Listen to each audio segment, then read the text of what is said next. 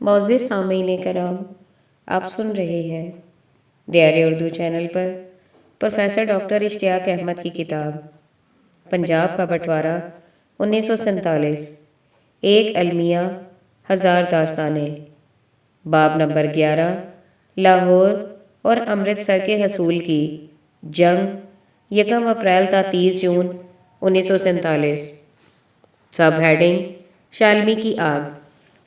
بزرگ مسلمان بھی 1947 کے سال اور تقسیم کے موضوع پر بات کرتے ہوئے ہمیشہ یہ کہتے ہیں کہ شالمی کے علاقے میں لگنے والی آگ ہی وہ فیصلہ کن لمحہ تھا جب ہندو اور سکھ لاہور میں رہنے کی جنگ لڑنے کا حوصلہ چھوڑ بیٹھے۔ لاہور سے تعلق رکھنے والے ہندوؤں سے میری حالیہ برسوں کے دوران ہونے والی گفتگو میں 2 باتوں کا بار بار ذکر کیا گیا: شالمی کی آگ اور اس آگ کے پھیلنے میں سٹی میجسٹریٹ محمد غنی چیمہ کا اہم کردار۔ چنانچہ میں بالخصوص یہ جاننا چاہتا تھا کہ حقیقی صورتحال کیا تھی۔ حاجی عبد الرحمن گل شالمی کی آگ پر مستند معلومات دے سکتے تھے کیونکہ وہ خود بھی اس منصوبے میں شامل ہیں۔ انہوں نے مجھے جو معلومات فراہم کی وہ 24 جون 1947 کو پاکستان ٹائمز میں شائع ہونے والی تفصیلات کے کافی قریب تھیں۔ میں نے ان سے 30 دسمبر 2004 کو جو انٹرویو کیا اس میں نے بالخصوص آگ لگنے کی درست تاریخ دریافت کرنے میں دلچسپی لی، لیکن وہ تاریخ انہیں یاد نہ آ سکی۔ وہ صرف اتنا کہہ سکے کہ یہ ایک انتہائی گرم موسم والی رات تھی۔ میں یہاں پاکستان ٹائمز کی 24 جون 1947 کی اشاعت میں شائع ہونے والی خبر ہو بہو پیش کر رہا ہوں۔ اتوار کی صبح 22 جون کو اندرون شالمی گیٹ، پاپڑ منڈی اور کوچہ ہواگرہ کے علاقے میں لگنے والی آگ سے 100 مکانات اور 100 دکانیں جل کر راکھ ہو گئیں۔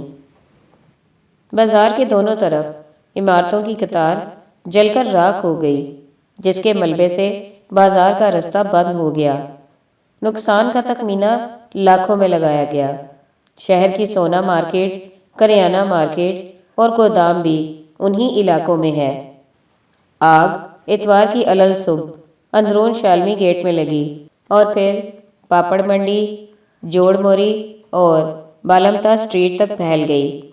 میونسپل کارپوریشن کا 1 اور فوج کے 2 فائر انجن موقع پر پہنچے، لیکن پانی کی سپلائی میں تعطل آنے سے اپنا کام کافی دیر تک شروع نہ کر سکے۔ اتوار کی صبح بندوق کی گولیوں کی آواز مسلسل آتی رہی اور پولیس اور فوج نے کرفیو توڑنے والے افراد پر 100 گولیاں چلائیں۔ یہ لوگ تیزی سے پھیلتی آگ سے پیدا ہونے والی افراتفری سے فائدہ اٹھانے کی کوشش کر رہے تھے۔ اسی دوران شالمی گیٹ میں اس وقت 3 بم دھماکے ہوئے جب پولیس افسر اور ایک میجسٹریٹ متاثرہ علاقے کا دورہ کر رہے تھے۔ ان دھماکوں میں ایک فوجی اور 2 پولیس افسروں کے زخمی ہونے کی اطلاعات ہیں۔ پولیس اور فوج نے علاقے کو سیل کر کے ایک خاتون سمیت 150 مشتبہ افراد کو گرفتار کر لیا۔ اخبار کے اسی صفحے کے نیچے یہ بتایا گیا کہ شام کو سر ایوان جینکنز نے آئی جی پولیس سر جے ایم ٹی ہینٹ کے ساتھ شالمی، پاپڑ منڈی، کوچہ ہواگرہ اور مزنگ کے علاقوں کا دورہ کیا۔ سب ہیڈنگ حاجی عبد الرحمن گل۔ میجسٹریٹ چیمہ ہمارے ڈیرے پر میرے والد سے ملنے آتا رہتا تھا۔ وہ بھی ہماری طرح جاٹ برادری کا تھا اور میرے والد کو بہت اچھی طرح جانتا تھا۔ میں ہمیشہ اپنے والد کے ساتھ ہوتا تھا کیونکہ انہیں گاہے بگاہے مرگی کے دورے پڑتے تھے اور انہیں فوری توجہ کی ضرورت ہوتی تھی، اس لیے میں ان دنوں رونما ہونے والے تمام واقعات سے آگاہ ہوں۔ میرے والد اور میجسٹریٹ چیمہ برتنوں کی دکان کے باہر بیٹھ کر باتیں کیا کرتے تھے۔ ایک دن کچھ ہندوؤں نے اندرون شالمی گیٹ کی لال مسجد کے مینار گرانے کی کوشش کی۔ میرے والد وہاں جا کر شرپسندوں کی گوشمالی کرنا چاہتے تھے۔ اس وقت ایک انگریز سارجنٹ کی قیادت میں فوج کی ایک گاڑی وہاں گشت پر تھی۔ مجسٹریٹ چیما نے گاڑی روک کر انہیں اپنے شناختی کاغذات دکھائے، جس پر انگریز سارجنٹ نے انہیں سیلیوٹ کیا۔ مجسٹریٹ کی ہدایات پر سارجنٹ نے گاڑی میں سوار فوجیوں کو نیچے اتر کر شرپسندوں پر گولی چلانے کا حکم دیا۔ اس صورتحال میں خوف و ہراس پھیل گیا اور لوگ جان بچانے کے لیے ادھر ادھر بھاگنے لگے۔ کچھ ہندوؤں نے خود کو چوڑے سیوریج نالے کے پیچھے چھپا لیا، جبکہ باقی وہاں سے فرار ہو گئے۔ میرے گھر کے بالکل عقب میں ہندوؤں کا محلہ کوچا بالمتا تھا۔ وہاں کے ہندوؤں نے میرے دادا کے مکان کی بالائی منزل کو آگ لگا دی، لیکن آگے نیچے والے حصے کی طرف آنے کی بجائے ہندوؤں کے گھروں کی جانب پھیلنے لگی۔ بہرحال ہندوؤں کی طرف سے اس اشتعال انگیزی نے میرے والد کو مزید غضبناک کر دیا۔ 3 مارچ کے واقعات کے بعد سے میاں والی سے تعلق رکھنے والے مسلمان پولیس اہلکار شالمی گیٹ میں تعینات کیے گئے تھے۔ ان کا انچارج اسسٹنٹ سب انسپیکٹر کرم دین تھا۔ میاں والی کے لوگ دراز قد ہوتے ہیں اور لمبی مونچھیں رکھتے ہیں۔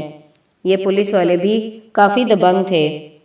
ان اہلکاروں نے شالمی میں پہلے سوچے سمجھے حملے میں کردار ادا کیا کہ مجسٹریٹ چیما نے محسوس کر لیا تھا کہ مکانوں کو آگ لگانے کے بعد میرے والد ہندوؤں کے لیے سخت غصہ رکھتے تھے، اس لیے وہ انہیں ہندوؤں پر حملے کے لیے بآسانی شے دے سکتا تھا۔ چنانچہ ایک انتہائی گرم شام کو جب ہم سب ڈیرے پر بیٹھے تھے تو چیما نے میرے والد سے کہا کہ بلی مراد باللہ مجھے کچھ آدمی دو، میں شالمی کو جلا کر راکھ کرنا چاہتا ہوں۔ یہی شالمی میں لگنے والی آگ کی بنیاد تھی۔ میرے والد ہچکچاہٹ کا شکار تھے کیونکہ ہمارا گھرانہ کافی بڑا تھا اور سوائے میرے سب چھوٹے بچے تھے۔ انہوں نے چیما سے کہا کہ میں ایسے کسی کام میں حصہ نہیں لے سکتا کیونکہ مجھ پر کئی ذمہ داریاں ہیں۔ 1927، 1935 اور 1937 کا وہ دور مختلف تھا۔ اب مجھے اپنے بچوں کی بہتری کا سوچنا پڑتا ہے۔ مجسٹریٹ نے کہا کہ وہ سب سمجھتا ہے، لیکن وہ ہر صورت میں شالمی کو آگ لگانا چاہتا ہے۔ میرے والد کی پوزیشن مزید محفوظ بنانے کے لیے اس نے ASI کرم دین کو حکم دیا کہ بلے میرے والد کو ساتھ لے جاؤ اور پولیس ریکارڈ میں لکھ دو کہ اسے دفعہ 107 اور 151 کے تحت نظر بند کر دیا گیا ہے۔ پھر اس نے میرے والد سے کہا کہ اب مجھے چند آدمی دے دو۔ یہ سن کر والد بولے، اچھا چودھری، چونکہ چیما بھی جاٹ برادری سے تعلق رکھتا تھا اور پنجاب میں جاٹوں کو چودھری بھی کہا جاتا ہے۔ میرے والد نے چیما سے کہا، مجھے ایک پولیس کانسٹیبل دو تو میں تمہاری مدد کروں گا۔ چنانچہ میں، میرے والد اور کانسٹیبل موچی گیٹ کے سریا والے بازار چلے گئے، جہاں میرا کزن محمد شفیع، جو شفیع اٹی یا شفیع ننا والا کے نام سے مشہور تھا، بھی رہتا تھا۔ سریا والا بازار وہی علاقہ ہے جہاں غازی علم دین شہید رہتے تھے۔ میرے والد نے ان سے بات کی اور کہا کہ انہیں شالمی کو آگ لگانے کے لیے مواد کی ضرورت ہے۔ اس نے کہا، ٹھیک ہے بھاجی، آپ 2 گھنٹے بعد دوبارہ آئیں۔ ہم 2 گھنٹے بعد واپس آئے۔ اس نے تیل اور کیمیکل والے محلول کے 2 پیپے ڈرم ہمیں دے دیے۔ یہ محلول جوتے بنانے سمیت دیگر کئی مقاصد کے لیے استعمال ہوتا ہے۔ جب یہ مایا کسی چیز کو لگایا جاتا ہے تو اسے آسانی سے آگ نہیں لگتی، لیکن اگر شعلہ بھڑک اٹھے تو پھر اتنی آسانی سے آگ نہیں بجھتی۔ اس کے 2 قریبی دوست عبداللطیف یا طیفہ ترخان اور لاوا کنکٹا کشمیری اس کے ساتھ تھے۔ یہ رات کے 10 بجے کا وقت تھا۔ کرفیو کی وجہ سے گلیاں سنسان تھیں۔ جلد ہی ہم اس جگہ پر پہنچ گئے جہاں مجسٹریٹ چیما اور میرے والد ہمارا انتظار کر رہے تھے۔ پولیس فورس میں شامل ایک سکھ، جسے ہندو ہمیشہ اپنے علاقے میں تعینات دیکھنا پسند کرتے تھے، اس رات شالمی میں ڈیوٹی پر تھا۔ وہ شالمی گیٹ کے قریب چارپائی پر سو رہا تھا۔ اس رات چیما نے کرم دین سے کہا تھا کہ وہ سکھ اہلکار کی ڈیوٹی نہ لگائے۔ چیما نے ایک لوڈڈ بندوق والا پولیس اہلکار اس کے پاس کھڑا کر دیا اور کہا کہ اگر یہ جاگ کر شور مچانے کی کوشش کرے تو اسے گولی مار دی جائے۔ کچھ دیر بعد چیمہ نے ہم سے کہا کہ ہم اپنا کام شروع کر دیں۔ میرے والد اور چیمہ باہر ہی رہے۔ ہم نے دو افراد کے 2 گروپ بنا دیے۔ دونوں گروپ مخالف سمت میں شالمی کے اختتام تک گئے اور دکانوں کے دروازوں اور ان کے سامنے تھڑوں جو ان دنوں لکڑی کے ہوتے تھے پر محلول پھینکنا شروع کر دیا۔ حویلی لالا لچمن رام کے ایک کونے پر ہندوؤں نے پانی کا چھوٹا سا چوپچا بنا رکھا تھا۔ اس کے ساتھ پانی سے بھرے ڈرم بھی رکھے تھے۔ یہ احتیاطی اقدام کے طور پر آگ سے نپٹنے کی تیاری تھی۔ یہ حویلی قلعہ نما تھی۔ عام خیال یہ تھا کہ ہندوؤں نے یہاں بڑی تعداد میں اسلحہ اور ایمونیشن چھپا رکھا تھا۔ دوسری پارٹی محلہ پارٹی مل کی طرف گئی۔ دونوں گروپوں نے دروازوں اور تھڑوں پر محلول ڈال دیا اور پانی کے چوپچے میں بھی کیمیکل پھینکا۔ جب گورنمنٹ کالج کے مینار پر لگے بڑے گھریال نے 1 بجایا تو چیمہ نے حکم دیا کہ آگ لگا دی جائے۔ ہم آخری طرف سے آگ لگاتے شالمی گیٹ کی طرف بڑھتے گئے۔ چند ہی منٹوں میں آگ کے شعلے آسمان سے باتیں کرنے لگے۔ اس واقعے کے 57 سال بعد آگ سے متعلق باتیں کرنا اور اس وقت موقع واردات کو آنکھوں سے دیکھنا 2 مختلف چیزیں ہیں۔ اس وقت جو چیخیں اور رونے کی آوازیں سنائی دیں وہ کبھی بھلائی نہیں جا سکتیں۔ آگ میں جلنے سے زیادہ تکلیف دہ اور کوئی چیز نہیں ہوتی۔ جہاں پورا شہر تاریکی میں ڈوبا تھا وہاں شالمی شعلوں کی آگ میں روشنی میں نہایا ہوا تھا۔ پورا ماحول غیر حقیقی لگ رہا تھا۔ موتی مندر جو جواہر لال نہرو کے والد نے بنوایا تھا اب ملیا میٹ ہو چکا تھا۔ یہ مندر اس پانی کے کھالے کے پاس تھا جو پورے شہر کے گرد گھومتا تھا۔ یہ نالا انگریزوں نے اولڈ سٹی کے گرد لگائے گئے باغات کو پانی دینے کے لیے بنوایا تھا۔ فوری طور پر فائر بریگیڈ آ گیا اور موتی مندر کے عمارات کے نیچے کھڑا ہو گیا۔ نہر سے پانی کھینچنے کے لیے انجن چلائے گئے تاکہ جلی عمارتوں پر پانی پھینکا جا سکے، لیکن چیمہ نے فائر فائٹروں کو حکم دیا کہ وہ پانی کے پائپ دوبارہ اس پانی کے نالے میں پھینک دے۔ اس طرح انجن کے شور سے لگتا تھا کہ فائر بریگیڈ پوری شدت سے کام کر رہا تھا، لیکن در حقیقت پانی دوبارہ واپس اس نالے میں جا رہا تھا۔ فائر فائٹرز ویسے بھی مسلمان تھے، لیکن وہ اگر مسلمان نہ بھی ہوتے تو بھی سٹی میجسٹریٹ کے حکم کی سرتابی نہیں کر سکتے تھے۔ جب آگ تیز تر ہو گئی تو چیمہ نے میرے والد سے کہا، بلے اب میرا دل گڑ والے چاول اور مسر چاول کھانے کو کر رہا ہے۔ یہ دونوں کھانے فوراً تیار کیے گئے اور ہم نے کوچا ڈوگرا کے ایک مکان میں بیٹھ کر چاول کھائے۔ مجھے یاد ہے کہ آگ پھیل رہی تھی اور گرم مسالے والی دکانیں شعلوں میں جل رہی تھی۔ مسالے جلنے سے مخصوص خوشبو فضا میں پھیلی ہوئی تھی۔ کچھ مسالوں سے تو بھلی خوشبو آ رہی تھی، لیکن جب سرخ مرچیں جلنے لگیں تو لوگ چھینکیں مارنے لگے۔ میں نے اس رات کو معجزہ ہوتے دیکھا۔ جب آگ جلتے جلتے کسی مسلمان کے گھر کے پاس پہنچی تو اسے لپیٹ میں لینے کی بجائے دوسری سمت یعنی کسی غیر مسلم کے گھر کی طرف کچھ چل دی۔ لال مسجد کے قریب ایک مسلمان طوائف کا گھر تھا، لیکن آگ نے اس کے گھر کو چھوا تک نہیں۔ جب یہ آگ پاپڑ منڈی پہنچی تو مسلمان شیخوں کے گھروں کے پاس پہنچ کر رک گئی۔ انہوں نے حفظ ما تقدم کے طور پر گھروں کو پانی میں بھگو رکھا تھا۔ اس دوران ہندو تھانے دار پنڈت دیوداس اور اس کے 2 مسلمان کانسٹیبل جنہیں ہم سجا اور کھبا کہتے تھے مسلمانوں کے علاقے کوچا ڈوگرا کی طرف آیا۔ یہ دونوں مسلمان کانسٹیبل بھی بہت کھردرے مزاج کے تھے اور دیوداس کے جاسوس تھے۔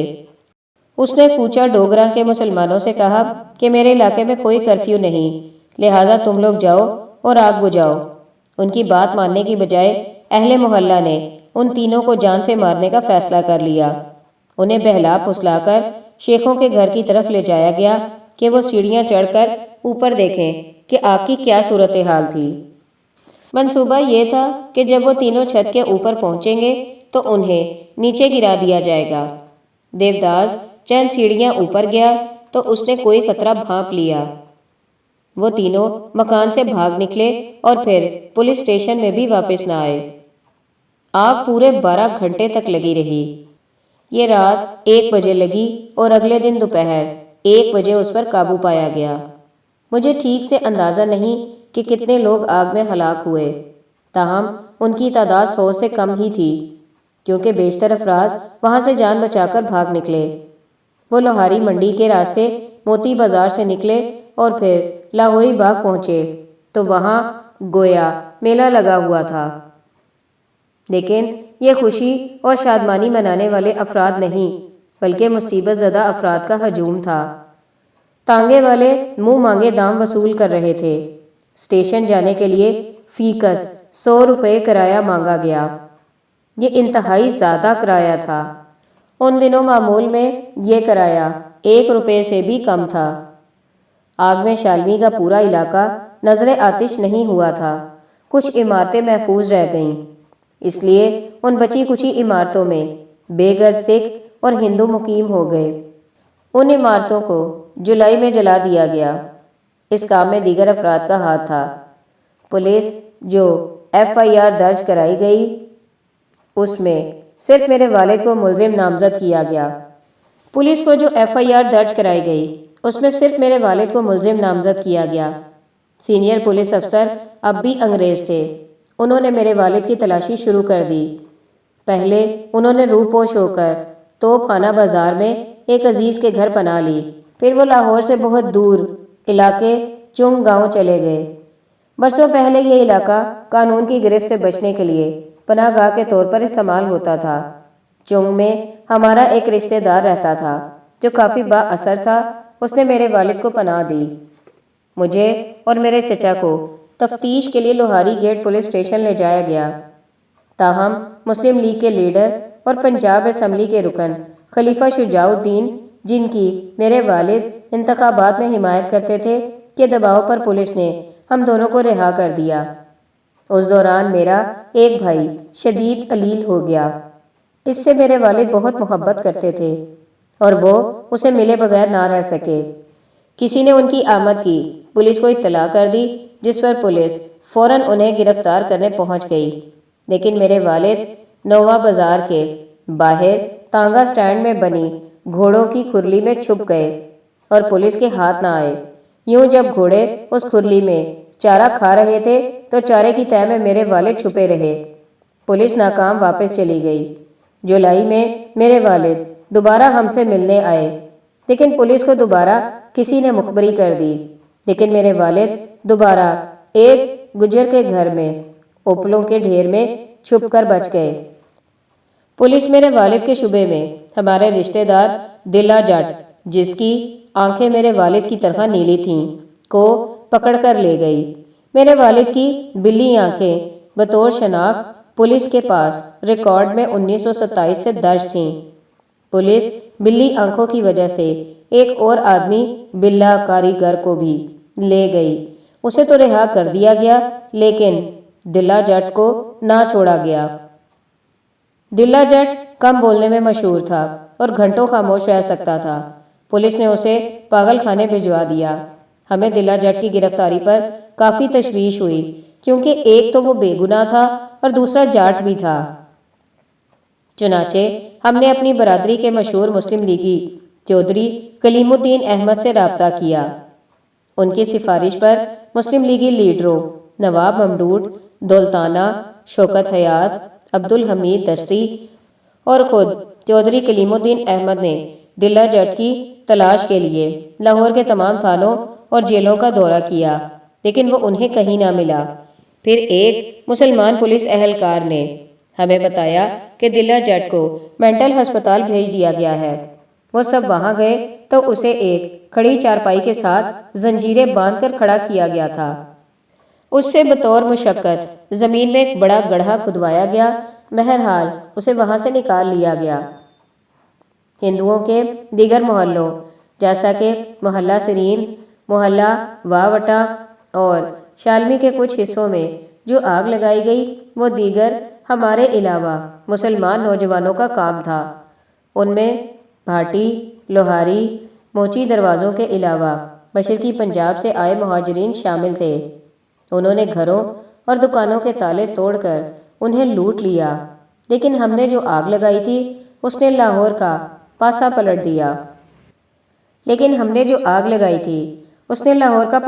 دیا۔ اس کا منصوبہ ساز میجسٹریٹ چیمہ تھا، جبکہ میرے والد نے اسے ضروری سامان اور افرادی قوت فراہم کی۔ میرے والد چنگ میں پاکستان بننے تک روپوش رہے۔ اس کے بعد پولیس پر انگریزوں کا کنٹرول ختم ہو گیا اور پاکستانی افسروں نے معاملات اپنے ہاتھ میں لے لیے۔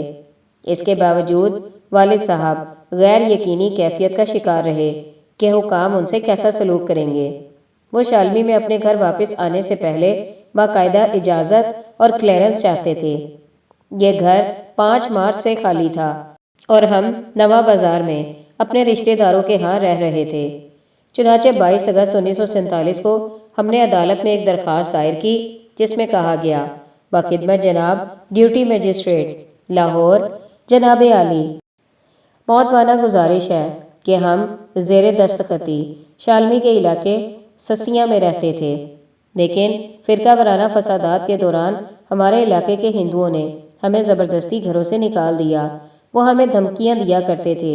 اب ہم اپنے گھروں کو واپس آنے کے خواہاں ہیں، لیکن جہاں ہندوؤں کے گھر اب بھی قائم دائم ہیں اور انہیں تالا لگا ہوا ہے، وہاں ہمارے مکانات تباہ ہو گئے ہیں اور لوٹ لیے گئے ہیں۔ ہم نے پہلے بھی کئی درخواستیں گزاریں کہ ہماری املاک کے نقصان کا ازالہ کیا جائے۔ ہم جناب کو اطلاع دیتے ہیں کہ ہم آج 22 اگست کو واپس اپنے گھروں کو لوٹ رہے ہیں۔ آپ کے تابع دار، دستخط پیر بخش ولد فضل دین، قوم جاٹ، ساکن کڑا سسیاں لاہور، باغ دین ولد عمر دین، قوم جاٹ، غلام حسین ولد فضل دین، قوم جاٹ، رحیم بخش ولد سوداگر، قوم جاٹ، دین محمد ولد غلام محمد، جاٹ، محلہ کڑا سسیاں لاہور۔ احمد سلیم نے لاہور کے سینئر وکیل حکم قریشی سے انٹرویو کیا تاکہ ان سے 1947 میں لاہور کی صورتحال جان سکیں۔ انہوں نے تصدیق کی کہ درمیان میں عارضی وقفہ چھوڑ کر مارچ کے بعد سے لاہور میں حالات خراب ہی رہے۔ میجسٹریٹ ایم جی چیمہ کے کردار کے بارے میں انہوں نے یہ بتایا: سب ہیڈنگ Hakam Qureshi. Magistrate M G Cheema سر پر ہیلمٹ پہن کر گشت کرتا تھا۔ اس نے لاہور سے تمام ہندوؤں کو نکال باہر کرنے کا تہیہ کر رکھا تھا۔ آگ لگنے سے پہلے مسلمان سوڈا واٹر گیس سے بھری بوتلیں شالمی میں پھینکتے تھے۔ اس کے دھماکے سے موت واقع ہو سکتی تھی یا آدمی زخمی ہو سکتا تھا۔ اس کے جواب میں ہندو اپنے گھروں کی چھتوں سے فائرنگ کرتے تھے۔ ہندوؤں میں کوئی بدماش نہیں تھا، سب کے سب گنڈے مسلمان تھے۔ شالمی کی آگ سے چند روز پہلے چوک رنگ محل سے شالمی تک سیوریج پائپ بلاک ہو گئے۔ اس میں گندے پانی کی بجائے مٹی کا تیل اور پیٹرول ملا کر بہا دیا گیا۔ ہندو شالمی میں اپنے مضبوط گڑھ میں قلعہ بند تھے، لیکن گھروں اور دکانوں کو آگ لگنے پر وہ پھنس گئے۔ یہ سب کارستانی میجسٹریٹ چیمہ کی تھی۔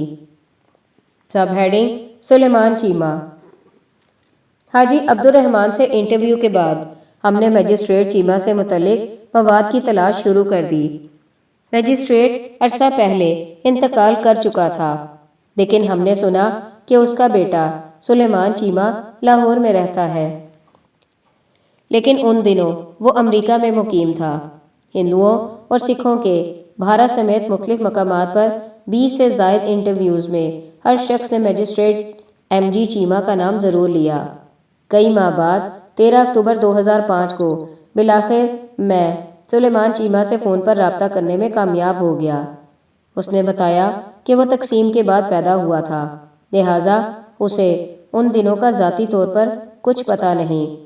البتہ اس نے اس بات کی تصدیق ضرور کی کہ ہندوؤں اور سکھوں نے اس کے والد کے سر کی قیمت 1.25 لاکھ روپے مقرر کی تھی۔